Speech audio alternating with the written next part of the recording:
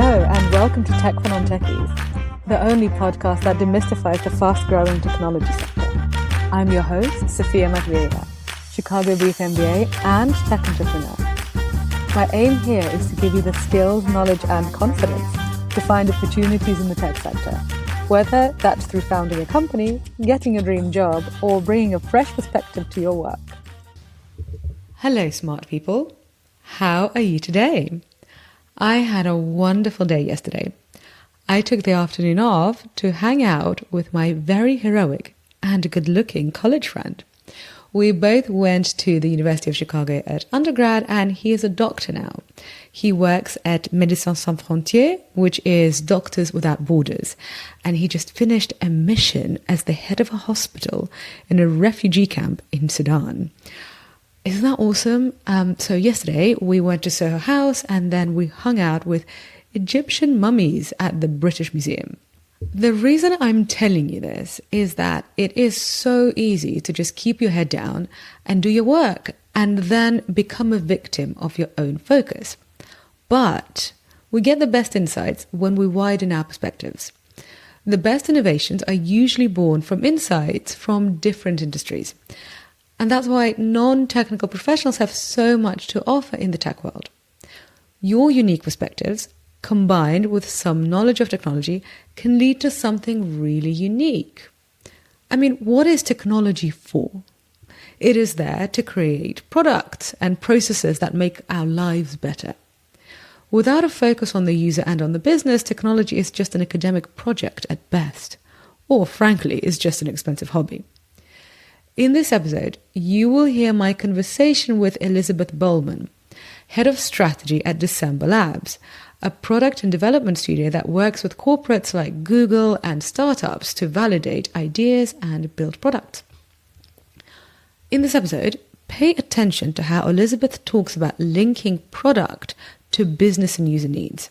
She has some great insights here. Enjoy.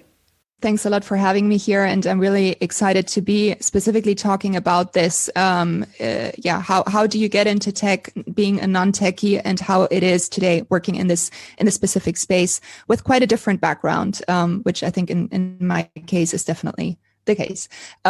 Today, I am the VP of Client Strategy at December Labs, which in short is a design and development software company dedicated to UX UI design, mobile apps, web development.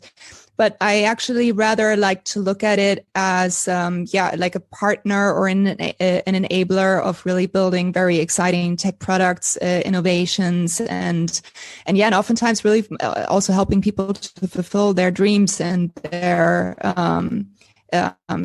visions actually.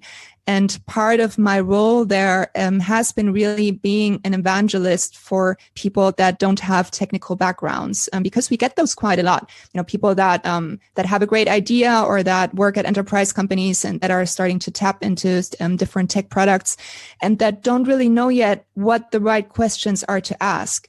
That I think is really one of the most rewarding parts of my day to day, of being able to speak to those people and really not just help them navigate the tech world, but really emphasize with them as well. Interesting. So just so I understand, is it that you would work with founders, and a lot of them would be non-technical founders? So, for example, they have an idea for a tech-enabled business, and then they will come to you, and your designers and developers would help that vision come to life. Or you would work with a large company where essentially, it's not a founder, but it's a corporate innovator that again probably has an idea, a background in strategy or marketing or law or whatever, and now they are in charge of some kind of innovation project, and so they're hiring you. And because I've been that person, so is that about right? Yeah, that's really a great portion of the people that I speak to every day. Of course, you also have the CTOs or, the heads of development who, already have the technical background, which, is also part, of course, of the types of conversations that we have. But actually, many people come from other areas and still want to either get into technology or, want to have a conversation about how to build their right tech product. Interesting. And when you are working with technical founders versus non-technical founders, or, and when I say founders, I mean founders, but also innovators or corporates, because, if I say that each time. Yeah. No. But basically the techies and the non-techies, what are the differences that you find between the tech trained specialist and the people who are maybe coming from the business side? I'm assuming that maybe the non-techies have a sort of maybe different way of looking at things. Exactly. You got it definitely right there. I mean, when we talk to people with a technical background, typically that conversation is really, fast tracked in a way, because they know what is important for them, which is, for example, the experience in particular stacks that they will be working with or have been working with, methodologies as far as how we work, how we organize teams, backgrounds. They might also ask about very specific integrations, APIs, things that are really specific to their product. And typically, the decision-making process also varies. It's typically very, very quick because they know how to compare apples against apples. When they receive, for example, an estimation for their MVP, they really know exactly what to ask and how to compare, or how to make sure that they get the, comparable estimates from both ends. When you talk to non-technical people, the first thing for me is really to understand the level of non-techiness, because it's really broad. You can have, you can encounter someone that really doesn't have any background in tech whatsoever. But you also might encounter people that might not have technical backgrounds themselves, but that have brought on someone as a technical advisor, a CTO as a service, a developer to kind of oversee this part of the startup, of the MVP, of the endeavor.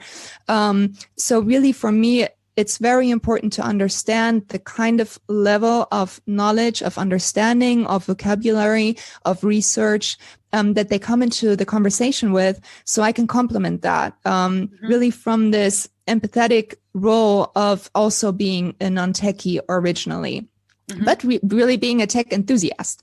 So, and I have found that oftentimes really makes the difference. While you might think for a non-techie, it's better to match them with a technical, a person from the other hand, because that person can teach them better.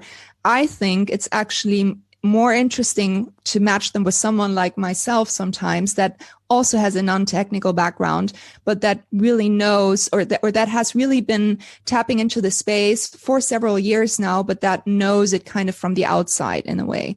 And regarding the questions, I mean, there's no right or wrong, but you do see how sometimes non-technical people just are really just scratching on the surface, because they don't really know, when you go beyond that, what they're going to end up with, and if it's just going to be vocabulary nonsense, that will be hard for them to understand. So it's really also there explaining in understandable ways what you're talking about. Also, setting straight the level playing field regarding some of the myths, some of the things that they might have heard, some of the worries that they might have tapping into tech. Yeah, and really just showing a lot of empathy. Yeah, it's really interesting that you say that it's easier for the non-techies to relate to you, because I find that too. So first of all, I am obviously a non-technical founder. I mean, I run a business called Tech for Non-Techies. So yeah, everybody knows this. But I find that when I first started transitioning to tech, I first tried to speak to developers and people who've been working in the deep tech space for a long time, because I thought, well, they're the people who know the most. Like, let me find the people who know the most. I remember I went to this meetup with the people who are with product managers at DeepMind. That's like the AI company in Google. And so I was like, I will go there and they will teach me things and I'll figure it out. So basically, when you don't know anything, going to meet the product managers at DeepMind is not going to help you.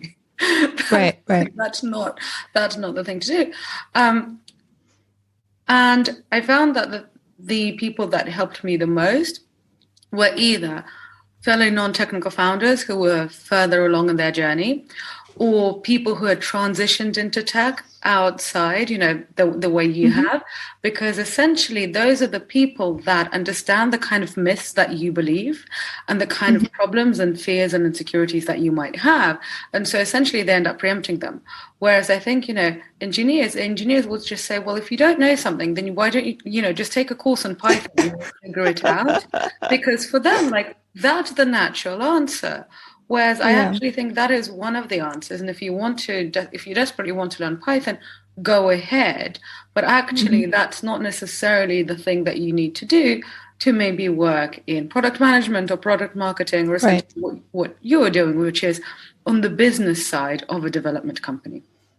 Yeah, no, 100% agreed. And also I have to say that in my specific case, my background is on the one hand in economics. I have a degree in economics. And on the other hand, I worked for almost a decade in digital marketing. And so I think in this case, this kind of skill set that has brought me or that I bring into the conversation is on the one hand, a very analytical one, really from my background of going at things, in a really practical kind of way. But then on the other hand, in marketing, you have to emphasize with, whoever you are marketing to, whoever you are speaking to all the time. So there's a lot of psychology involved, really. And I think both of those areas are really crucial and fundamental when you're speaking to people who are going to, potentially trust you with, as a partner in building whatever they have been thinking about, strategizing about generally for quite some time. So you really have to build trust as, the very first level.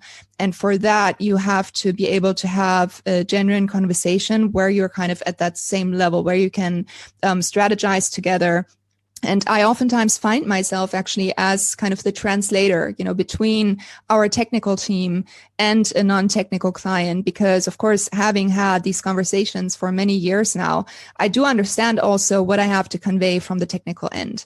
But then also sometimes I do speak with our team and say, hey, but, think about this. We have to explain this in a different way. Or how can we make someone feel more secure about the decisions that they might make in a product? Because I also do understand where they're coming from. Because also, to be honest, as a founder, one of the things that you need to do is you do need to explain some decisions to your investors. And a lot of your investors are also going to be non-technical.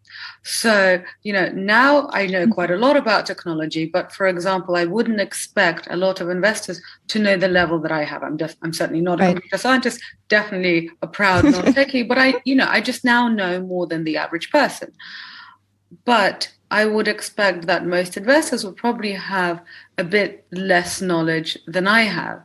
And so if you have a founder who's essentially spending either their investors' money or they're a corporate innovator, so they're spending their employers' money, and they're making a decision to spend money on something that they don't understand, it's very, very scary. And then when they're scared, their investors or their bosses are going to pick up on that. So I do actually think that there's this business side. You always have to translate technical decisions to business decisions. When I think that tech people don't necessarily understand that there is somebody, it's going to be usually the founder or the product manager, because essentially product manager is kind of like the founder of their own little thing, that they're going to have to take technology concept and then go and explain usually to somebody about how spending money on a particular tech decision is going to make the business better in some sort of way. So always think about translating tech basically to the money, to the business. So my advice is for people who want to get into tech or are non-techies who are watching this or listening, is find successful people who don't have technical backgrounds who got into tech, because those are the people that are more relevant to you. Because if you find somebody who's been learning to code since they were 8, what are you going to do with that? I don't know what you're going to do. Right. Okay, so Elisabeth, what kind of clients do you work with now at December Labs? Is it startups or is it corporates or a mix of both? It is a mix of both, which I also really appreciate, because there are many learnings from both and how they function differently. On the one hand, ever since the start, and we've been around since 2014, we've been very, very strong in the startup space. Initially, a lot of Silicon Valley startups, but today we also have a very strong footprint in other areas in Texas, where we also have offices. We also work with New York-based startups, Denver, really all across the US, and a couple in Europe as well. But what I would say is that typically they have already had some initial rounds of funding. They are probably not, really starting from scratch, but might have some initial experience. And then we oftentimes are very fortunate to accompany them really through their path of growth. Many of the startups that we've been working with have gone through several rounds of funding, have really been able to grow their businesses, also their internal teams. And that's really, a great kind of journey to take part in. On the other hand, we have also been working with the big corporations, from Google to Accenture to many different financial institutions, and it's really interesting how the challenges are different, but also how there are again things that are similar in both kind of areas. The mix is really what has been one of the most exciting aspects, I think, of it. So could you give us some examples from both sides, and then we can discuss the differences and similarities? So could you give us maybe an example of a startup that you worked with and the kind of things that you did with them, and also the story of their growth, because that's always nice to hear. Yes, of course. On the startup side, when I think about really startups that are starting from scratch and how I think what we have brought to the table has made a difference. Texas-based startups comes to mind that had an idea around dog walking and neighborhood care, like kind of around the dog and pet kind of area. And in their case, when they first came to us with the idea, it really wasn't that clear what value they actually were going to bring to the table. And if it wasn't clear to us, it was really going to be difficult for them to sell that to future investors. And so in this case, we did kind of an intensive workshop with them to try to understand really what they were trying to build. And the final output of this phase was a clickable prototype. And this actually helped them then to gain their initial investments. When they came to us, they said, hey, we want to develop this app. But we said, no, stop. Let's first focus on defining your product and provide you with this clickable prototype, because with that, it will be so much easier for you to really explain what you're trying to do. And that's really what it was. That is really part of also what I try to advise early stage startups on all the time, really putting the user at the center of everything that you do, and try to leverage the kind of tools that are at our disposition today before you start spending the big bucks. On the other hand, when it comes to corporations, they typically face different kinds of problems. We have been working for several years now with a very big financial institution based out of Washington, D.C., and they have thousands of employees throughout many different countries. I think it's almost 30 different countries. And they have a lot of internal management tools for all the different processes that are really just from a different decade and that many users internally are very frustrated with. And that also take up a lot of time. Sometimes just uploading a file might take them, 5 minutes back and forth, and that just leads to a lot of frustration. So in those kind of cases, that same approach to UX UI, which I was just telling you about, has certain similarities, but then also it's different because you already have a type of baseline. You have today an idea of the challenges, the quantitative and qualitative challenges that their users face. What we then do is create a baseline to say, okay, so what is the status quo today? How much time does an employee internally, need to perform this or that kind of task? And then we work with them in redesigning these kind of tools, these kind of platforms. And once they are developed, you can start comparing against this initial baseline and you can actually measure a kind of return of investment that is totally tangible. Because if, for example, you have 5,000 employees and you save each of them half an hour of a day throughout a year, that is a number in time, in money, in salaries, and also in employee satisfaction. So again, the process might be similar, but the outcome and the mission and the objective is really where it starts to differ. Interesting. And when you are working with a corporate, who are the people who you're working with? That's actually a great question because it varies so much. It might be the chief marketing officer that, as part of what they oversee, it involves maybe a new app that they, might want to add to their line of business.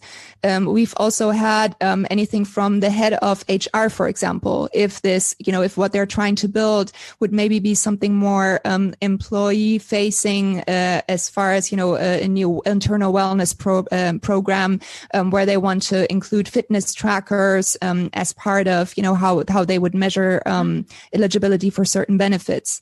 Then, of course, you also have the CTO or people more from the digital, from the tech department, or people from innovation departments as well. Because one of the areas that we actually work with a lot in corporations is, the people that are trying to define new lines of business.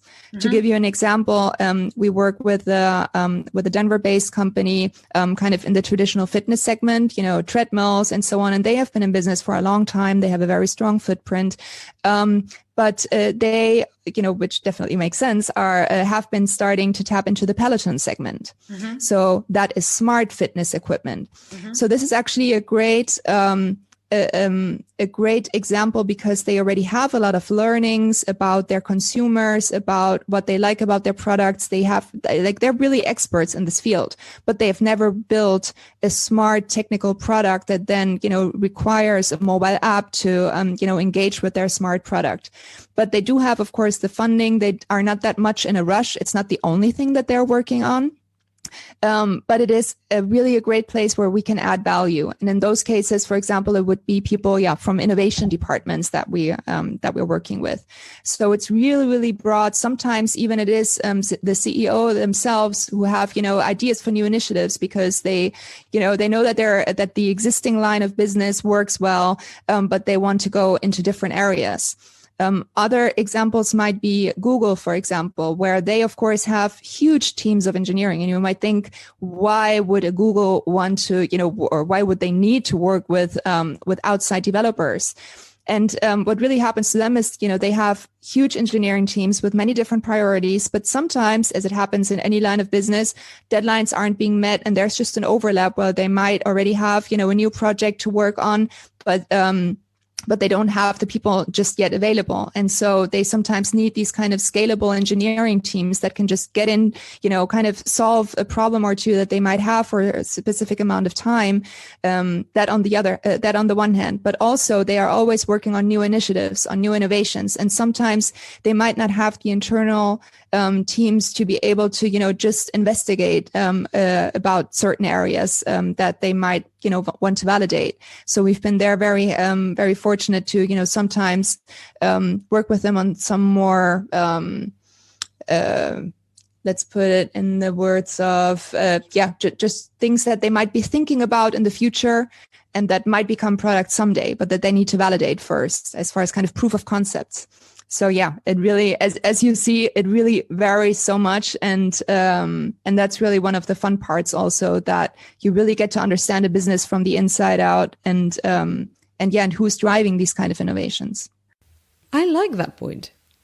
Get to know the business inside out, and then build tech solutions for it. Remember, it's all about the business and the user's needs. Technology capability is always secondary to those.